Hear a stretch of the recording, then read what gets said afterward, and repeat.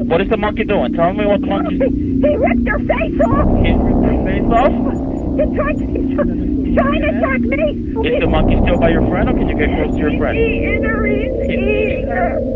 Please. What you just heard isn't a scene from a horror film. It was the desperate, real-life plea of Sandra Herold as she watched her beloved pet, a 200-pound chimpanzee named Travis, brutally maul her best friend. She'd raised him like a son.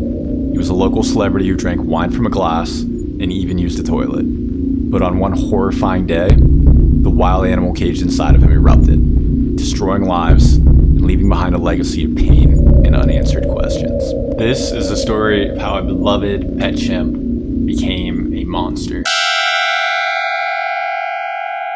In Stamford, Connecticut, Travis the Chimp was more than a pet.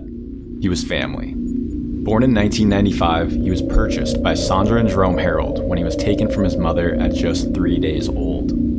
The Herolds, who ran a towing company, raised Travis as if he were their own son. He became an inseparable companion to Sandra, a comfort after the couple's only child died in a car accident, and Jerome later passed away from cancer. Travis's life was anything but typical for a chimpanzee. He rode in the family tow truck, reportedly appeared in TV commercials for brands like Old Navy and Pepsi, and could even dress himself and unlock doors with a key. He was known to sit at the dinner table with his family, sometimes drinking wine from a stemmed glass. He would play on the computer and watch television, a beloved, if unsettling, member of the community. To the outside world, and especially to Sandra Herold, Travis was a charming, human-like companion. But this idyllic image was a mask, hiding a dangerous reality that was slowly starting to bleed through. Years before the tragedy, there were clear and escalating signs that Travis was not a domesticated pet. The wild animal was always just beneath the surface.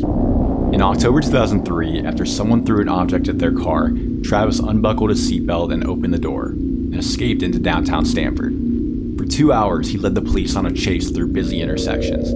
The spectacle prompted an animal control officer to warn the Herolds that keeping Travis was unsafe, but no action was taken. After this, the Herolds largely kept Travis at home, and he grew more isolated, spending his days eating junk food and watching TV.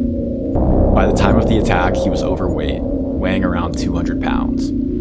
It was during this period that Charlotte Nash, a friend of Sandra's in her mid-50s, became a regular presence in the home. Facing hardships of her own, she helped with the Herolds' towing business around the property. She knew Travis well, but had reportedly expressed concerns about his temperament. Following the 2003 escape, Connecticut passed a law restricting the ownership of primates over 50 pounds. But Travis was exempt because the Herolds had owned him for so long. This decision would prove to be a catastrophic mistake. On the afternoon of February 16, 2009, the illusion of domesticity was shattered forever. Travis, agitated and restless, took Sandra Herold's car keys and let himself outside. Unable to coax the powerful animal back into the house, Sandra made a fateful call to the one person she thought could help, Charlotte Nash.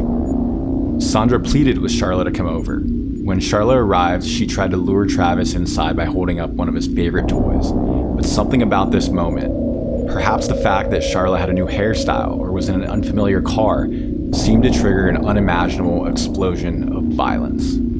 The animal that had been a friend suddenly saw a threat. What happened next only lasted 12 minutes, but it inflicted a lifetime of suffering.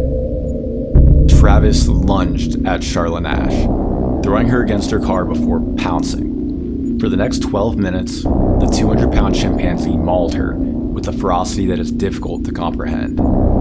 He tore at her with his hands and his teeth, inflicting injuries of almost unbelievable scale.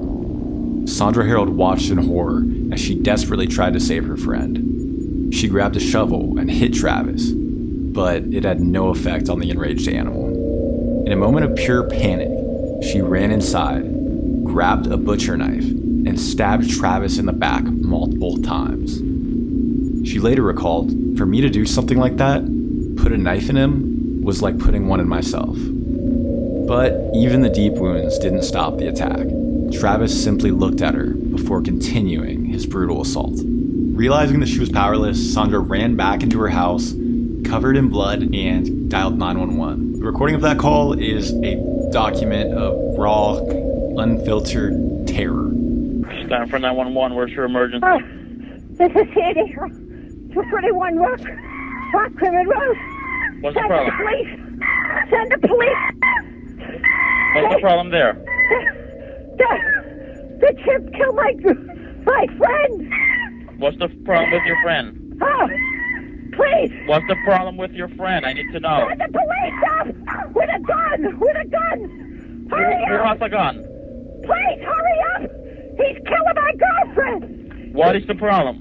He's killing my friend. Who's killing your friend? My chimpanzee. Oh, your chimpanzee is killing your Yes. friend. He ripped her apart. Hurry up. With a gun. Hurry up, please. There's someone on the way. With guns, please. You shoot him. What is the monkey doing? Tell me what the monkey's... He ripped her face off. He ripped her face off? When the first police officers arrived, they were met with a scene of unimaginable horror. The yard was littered with chunks of scalp and fingers. They initially thought Charlotte Ash was dead until she miraculously moved a limb. The scene was so gruesome that some first responders and hospital staff later required counseling for the trauma they witnessed. But Travis wasn't finished. Now covered in blood, he calmly walked to the police car, smashed a side view mirror, and ripped open the driver's side door, baring his teeth at Officer Frank Schiaffari. Left with no choice, the officer fired his pistol 4 times at close range. Even then, the powerful chimpanzee didn't fall. He retreated into the house, leaving a blood trail, and finally collapsed inside of his own cage, where he died. Charlotte Ash survived, but her life was destroyed. The attack was catastrophic. Travis had torn off her eyelids, nose, jaw, and lips.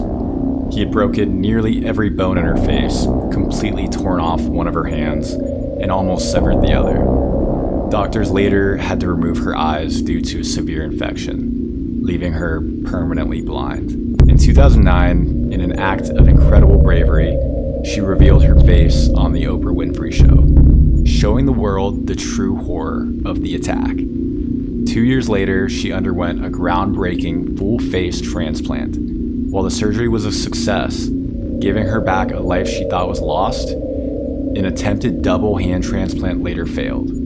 Her family established a trust to help her with unfathomable medical bills. The investigation raised disturbing questions. Toxicology tests found the anti-anxiety drug Xanax in Travis' system. Sandra Herold had given the chimp tea laced with the drug that morning. And while it's impossible to know for sure, it's believed that this may have contributed to his explosive aggression. Charlotte Ash's family filed a $50 million lawsuit against Sandra Herold, alleging she was negligent and knew Travis was dangerous. The lawsuit was eventually settled for approximately $4 million from Herold's estate.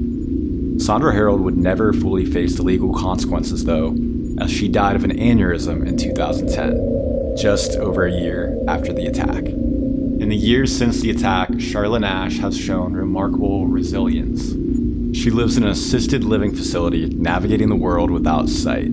Despite her devastating injuries, she's tried to maintain a positive outlook, stating that she will never give up. The story of Travis the Chimp and Charlotte Ash serves as a brutal and tragic reminder that no matter how human they may seem, wild animals are and will always be wild. And that is the story of Travis the Chimp. Make sure if you enjoy horror, dark horror content, dark horror stories like this, click that subscribe button, like the video, leave a comment for the algorithm help. I greatly appreciate it. And thank you guys so much for watching. Hope you have a great night. Peace.